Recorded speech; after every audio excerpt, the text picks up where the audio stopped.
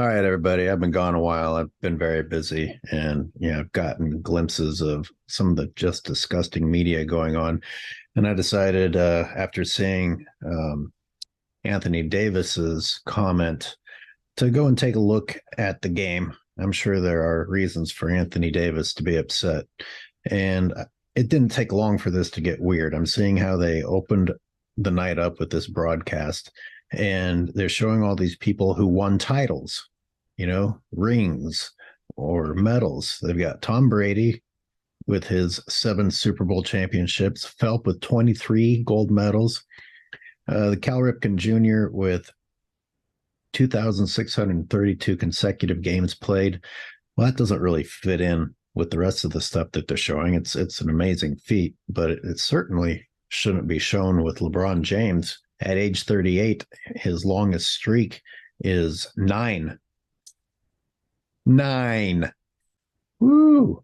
You're a real inspiration, LeBron. Next, Serena, 367 Grand Slam singles matches won. Holy shit. That's crazy. Again, titles, wins. Jack Nicklaus, 18 major championship titles.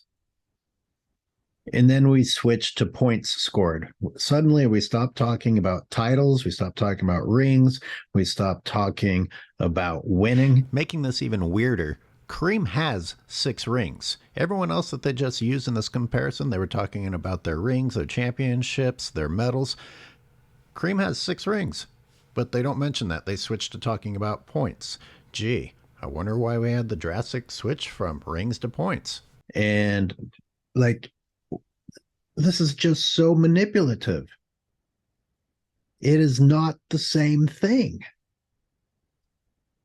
Why didn't you talk about points scored by people leading up to talking about points scored?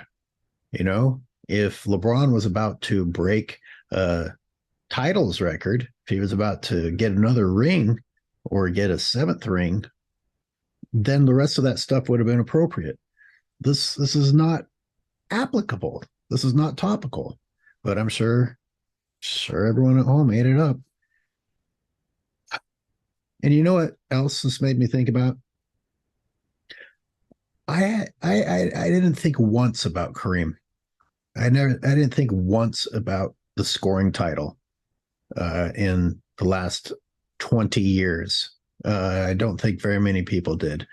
And it hasn't been a big deal until they decided to try and make LeBron James's losing no longer relevant. Well, let's make breaking this scoring title as important as winning. Of course, I'm not saying that the scoring title isn't significant. Of course, it's significant. I'm saying that you LeBron fans that don't even understand how to play basketball by the rules didn't even think about the scoring title until someone told you that you could use it as ammo to convince yourselves that LeBron losing doesn't matter. And all these analysts who say that LeBron can't hurt his legacy, that all of his losing doesn't hurt his legacy, that the fact that he's the airball king doesn't hurt his legacy, that he's the turnover leader doesn't hurt his legacy.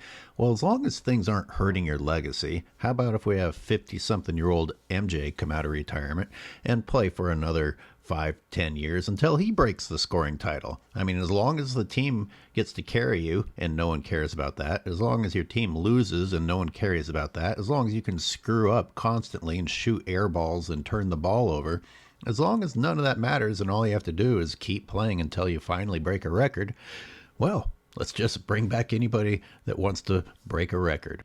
Speaking about how the game has changed, speaking about breaking a record based solely on longevity. Let's look at Kareem when he broke the record. Let's look at the moment that he broke the record. He was being double teamed. He was shooting over 7'4" Mark Eaton, and a little guard was trying to strip him. That guy, by the way, Mark Eaton, that Kareem is shooting over, was the defensive player of the year that year. Who the F is this guy that LeBron is shooting over? Here's what LeBron breaking the record looked like. But even more importantly than that, in my opinion, please listen carefully to this, is the setting in which Kareem broke the record. It was a setting of winning. It was a setting of doing what his team needed. Kareem played 79 games that season. He was selected to play in his 15th All Star game. He won his second Finals MVP and his fourth NBA championship. Let me repeat, when Kareem broke the scoring record, was also a year that they won the championship. LeBron might not even get into the playoffs again. On his way to breaking this record, LeBron has coasted. He has been carried by ridiculously stacked all-star teams. He hasn't been expected to play defense in years. His career really ended in 2016 with a chip he shouldn't have won. He got carried by about 30 All-Stars during the bubble chip in a season that was so short that even Anthony Davis couldn't get hurt. I mean, LeBron James's career has been over for the better part of a decade, and he has continued to take the easy way out on defense. He has continued to sit around and take the easiest shots on offense. He has continued to get bailed out by the referees as he commits offensive fouls or doesn't get touched at all and is stacking up points at the free throw line. And he's chucking up idiotic three-pointers. This is the manner by which LeBron James broke the scoring record. Whereas Kareem Abdul-Jabbar broke the record as a winner. Kareem Abdul-Jabbar, quite the contrast from LeBron James, was selected to 11 All-NBA defensive teams. LeBron, in his 20-year career, has only managed to be on 6 All-Defensive teams. I wonder if he even deserved those, but what we do know is that he hasn't existed in a defensive realm for many years. And that is the setting in which LeBron James broke the scoring record. In a losing effort, against a losing team, in a losing season. Congratulations. You have ruined the game. You have ruined competition. You have ruined sportsmanship. You have taught kids that putting yourself above your team is the right way to go. You have taught kids that dropping the F-bomb on national television, even when you're being honored, is cool. You have taught kids that being dramatic and whiny and a crybaby will actually get you the attention that you want from today's sports analysts. You have ruined ethics. You have ruined morals. You have ruined basketball. And as long as we're talking about people putting too much weight, too much emphasis on this scoring record, how long do you think this record is going to last? With the way that players are scoring nowadays, with the way the rules have changed to allow players to score, with the lack of defense in today's game, with almost everyone in the league scoring 30 points, with scoring 40 points not really being a big deal anymore. Scoring 50 points, I hear at least once a week. And with the science, with the personal trainers, the personal chefs, the load management, I mean, there's a reason that Kareem's record lasted for 30 some years, because playing the game the way that they played back then, well, it really was something that only someone like Kareem could accomplish. And then they literally changed the game. This is not the same game anymore.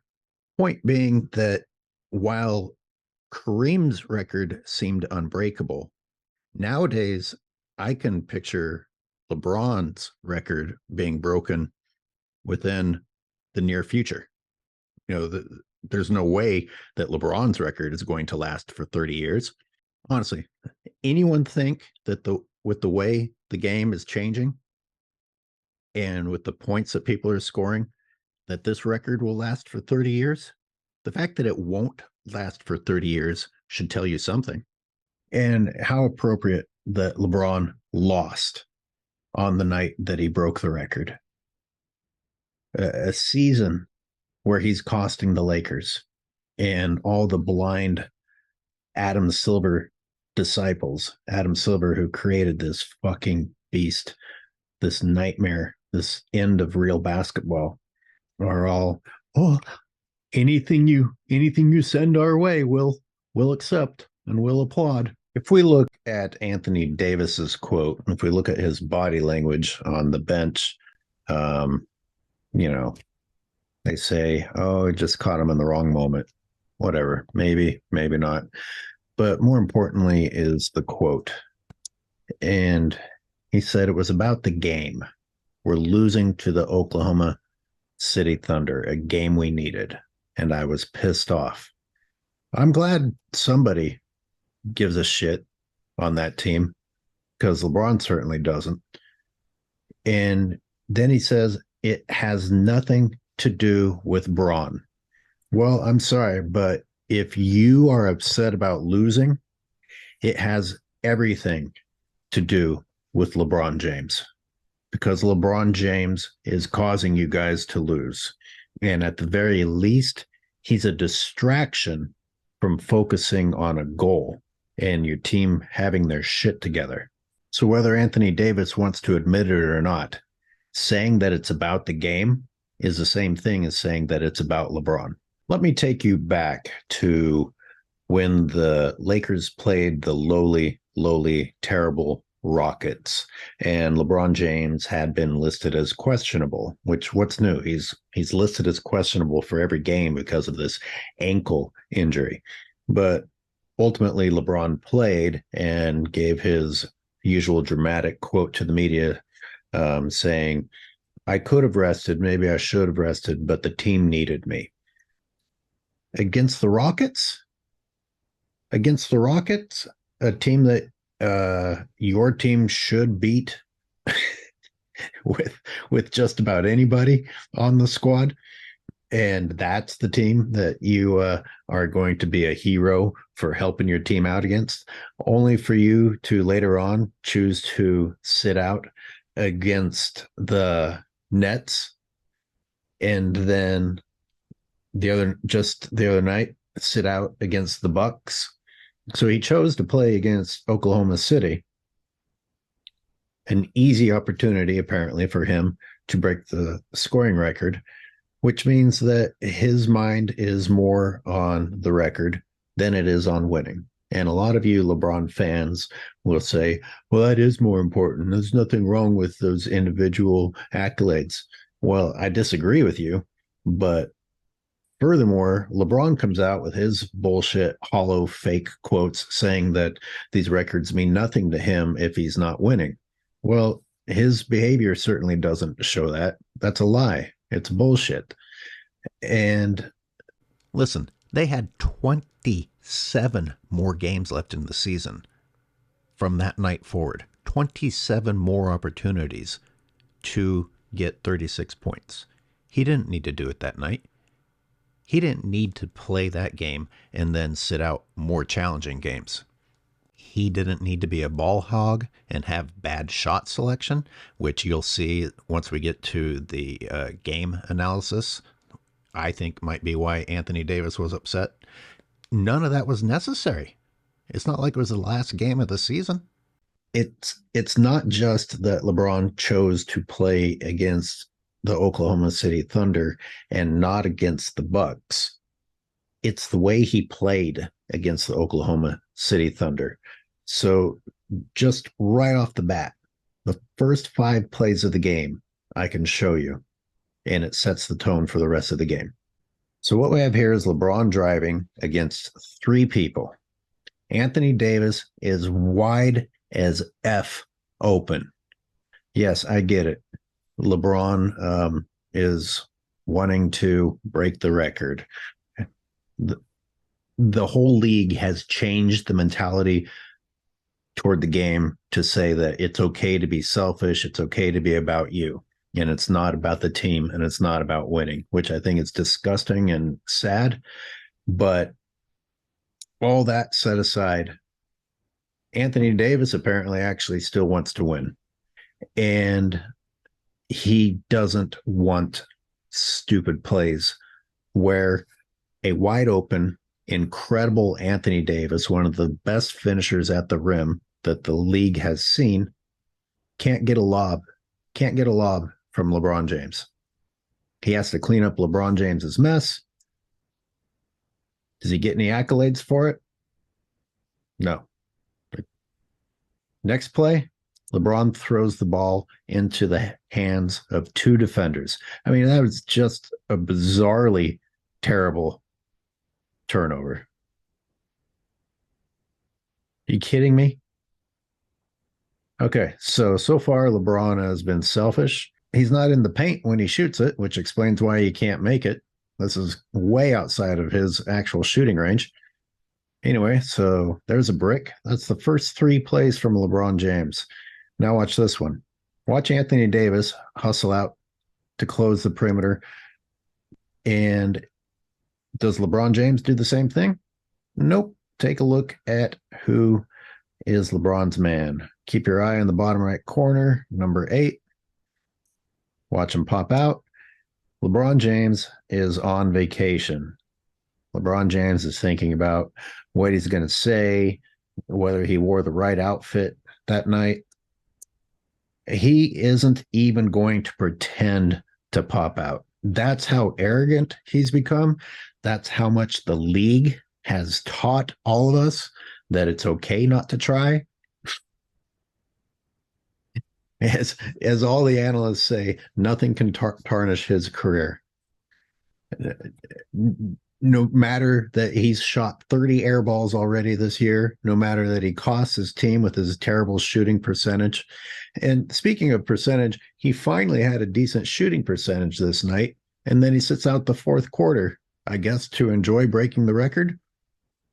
On the one night that he's finally shooting decently, instead of doing that in the fourth, he sits out, he takes a vacation, and you have the nerve to talk about caring about making the playoffs or winning. Now, don't get me wrong, LeBron James in the fourth quarter is garbage. Maybe they were better off without him. But like I said, he was actually finally having a good shooting night. So what's he do in the fourth for his team? I mean, Anthony Davis has got to be really pissed deep down if he actually does care about winning. Look at that. Boop. That was a 3, compliments of LeBron James. So Westbrook finally gets to come in. Boom. Big block. Charges it down. And as he draws all the defense, sets up LeBron James. Let me say real quick, boy, are they going to miss Westbrook more than they realize. He comes in the game finally, gets a block, draws all the D, kicks it out, sets LeBron James up for a stupid 3-pointer, which he, of course, blows. He's only made 1 shot. And then this shit.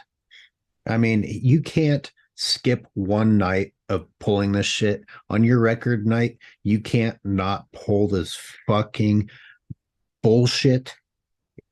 And when he gets ignored, he just starts pouting louder, he's exactly like a spoiled brat child. Oh, I didn't get the foul. Now I'm going to cry even harder. And now we get a chance to look at the replay. Somebody explain to me where he got hit. You piece of dog shit, LeBron James. You fucking crybaby. So then we got this play where Anthony Davis, the big man, runs down the court, makes the play, makes the huge block. What was LeBron doing? Cherry picking at the other end. Let's rewind this. Where's LeBron James? He's the guy in the back. Sort of doing a half pretend trot. But where is he now when it matters? Not even close to getting across half court. What's Anthony Davis do? Saves the day. LeBron James is back here cherry picking, and he has the nerve to be an asshole that the ball didn't land right in his lap. Look at AD. LeBron's nowhere in sight. Don't make me run, man. Don't make me run. Didn't you see I was having a nice rest at the other end? So let's get back to watching LeBron here. He just biffs that layup. I'm sure he wanted to be bailed out. He's always wanted to be bailed out. Okay, rewind that.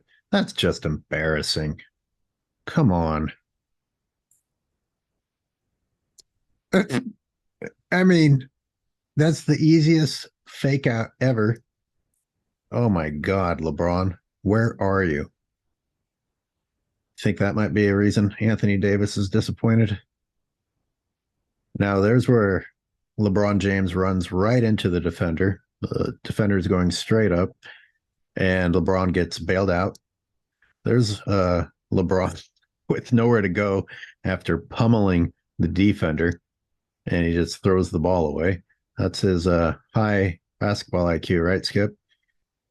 I mean, even on his record scoring night, he's getting bailed out. It's just gross. I mean, just be a great scorer if you're going to break the scoring record.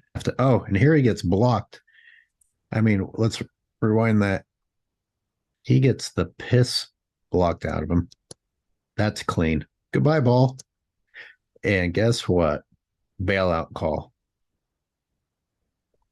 Now, here he gets arrogant and he slows down for some reason. I mean, he's bringing the ball up about as fast as I can, and he gets stripped. And he's complaining already. I mean, it's like the guy's hands are always moving into the complaining motion.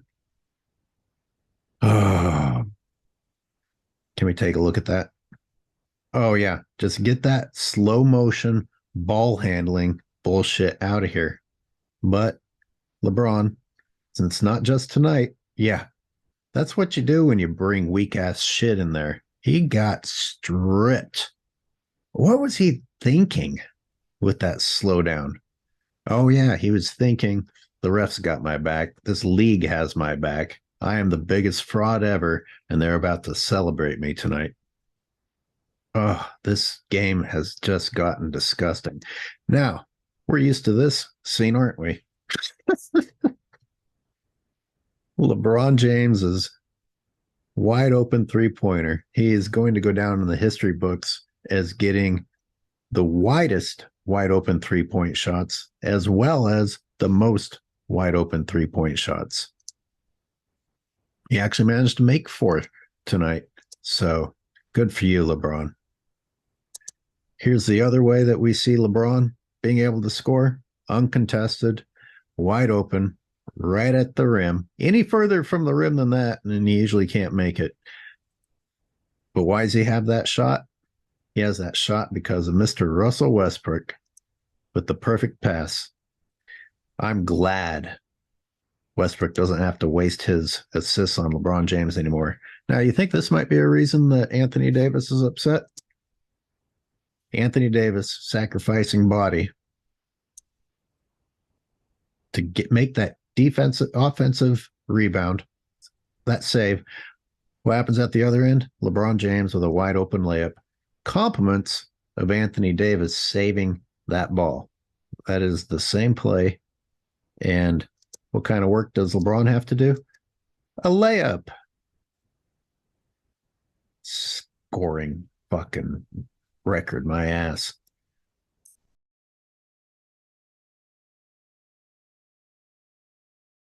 And there, ladies and gentlemen, is what him breaking the record looks like. Snore. Now look at Kareem breaking the record. He's being doubled. One guy's trying to strip him.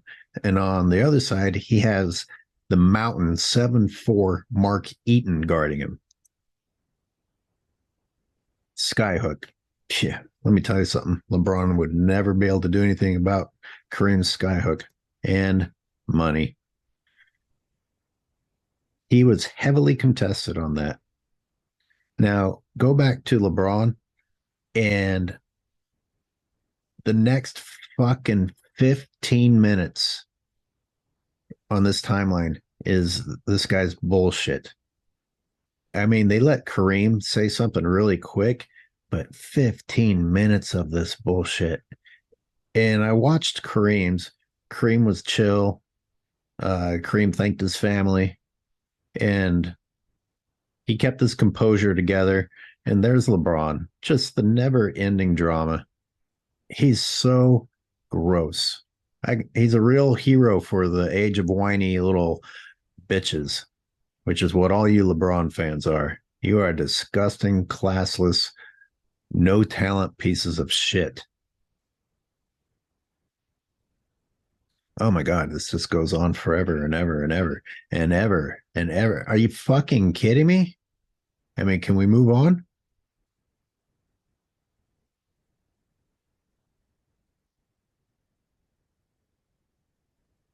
So, like I said earlier, uh, LeBron actually made uh, some of his 3-point shots that night. And maybe if you're having a good night, you should try to help your team win. Nah, nah. Go to the sideline and do some dramatic shit while your team loses. What a fucking idiot. Uh, by the way, so while LeBron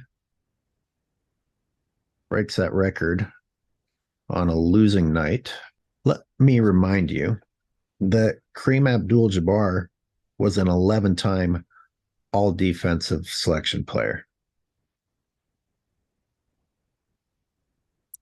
LeBron got on there 6 times. I'm guessing he didn't even deserve those. But in any case, 6 to 11. Great job. Kind of easier to score when you don't play any defense, LeBron. 4-time blocks leader is Kareem Abdul-Jabbar. 1-time rebound. LeBron's not in any of those categories. Kareem Abdul-Jabbar, college graduate. Kareem Abdul Jabbar, civil rights activist. LeBron James, financial sellout. Kareem Abdul-Jabbar, 6-time NBA champion. That's why they didn't mention the rings at the beginning, and they only talked about the points. Can see why they didn't talk about defense either.